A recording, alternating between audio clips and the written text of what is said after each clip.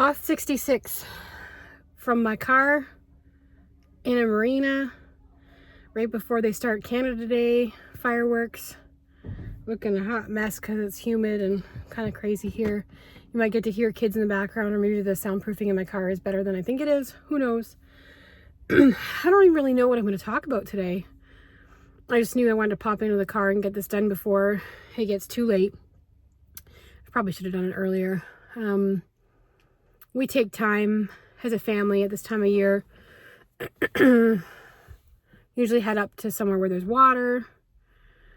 We also do, like, my oldest son goes to like a sleepaway camp, and so just having some good core time with him before he goes off is important, because camp is important. Him getting that chance to be independent and kind of stretch his wings and make decisions for himself. And I mean, obviously there's still camp counselors and whatever there, but this is actually his first year in leadership.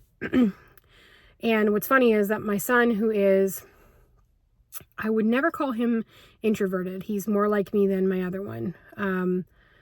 But he's very,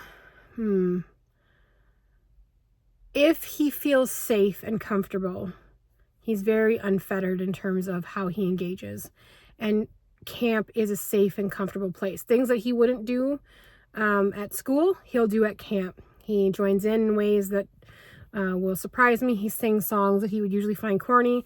And when I asked him about it, he's like, well, I still find them corny, but I really love camp. And, you know, if I'm thinking about a reflection on what I'd like to talk about in this video is like that psychological safety, right? For him, camp, I'm still got a bit of a thing with my voice. For him, camp is a place where he feels at home and safe. And so some of those shields that he would usually have up, you know, are down. And for him, it allows him to engage with things that he might feel like he would look ridiculous doing, or whatever the case may be. Because it's okay, because he knows that the people there will love him anyway, will accept him anyway. They might tease him a little bit, but they're doing the same thing he's doing. So, you know, what does it matter in the end, right? And, you know, seeing him get competitive, get into it, it's a side of him that I have not seen since he went to his little Waldorf school when he was younger. School he's at right now, he's doing really well in, but it's in terms of, you know, versus public school. But, you know, that little Waldorf school that he went to, it really made him feel safe. So there's a lot of his inner personality that would come out. And, you know, I see that when he goes to camp. It's not cheap to send him, but both Brian and I never seem to have a problem with it, even when it's a stretch, because we know it's a really fun place for him. But what's kind of cool for me is that one summer, when I was younger, I actually went to the same camp. So I know the magic of the camp. I know that freedom that you feel to be able to have some independence, and what that means at this age, because he's 14 and about to be 15. So I'm excited to see, you know, I'm going to miss him for the next month, but I'm excited to see what teenager I'm going to get in return, and what new ways he's going to try himself. So when I was thinking about the lesson, I was thinking about, you know, what places do you have that are safe for you to try new things, to extend yourself, to go beyond what you would usually do and try something new, where you know that even if it's ridiculous, the people around you are still going to love and accept you. You know, I wish that for everybody. I wish that they would find a community, friendships, whatever that looks like, where people really get what it is you're trying to do. And, you know, in this stage of life, it's really about career.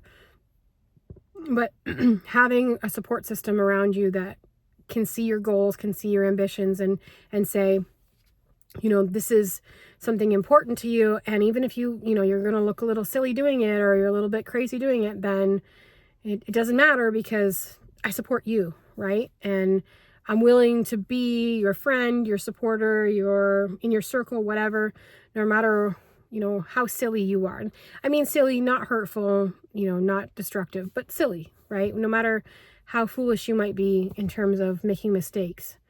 Because mistakes are they're not meant to be hurtful, right? They're not intended to be hurtful. So I kind of wish that for everybody. You know, I've definitely found that. I found, and I've talked about it so many times in videos and on posts on LinkedIn. I've definitely found people like that within the MSP Geek community. And I feel very lucky to have had as much growth as I've had. I'm hearing a lot of honking in the background, so fireworks might be starting in a minute. But I feel very lucky to have found those things, because lots of those places allow me to share my thoughts and ideas, or lots of the people within that community allow me to share my thoughts and ideas. They'll challenge me, ask me questions, hold me accountable. And really, if we're going to grow, we can't just have cheerleaders. We have to have people who catch us when we fall, but who are also willing to push us a little bit, right? And give us the encouragement that we need to take that jump. So I kind of wish that all for you.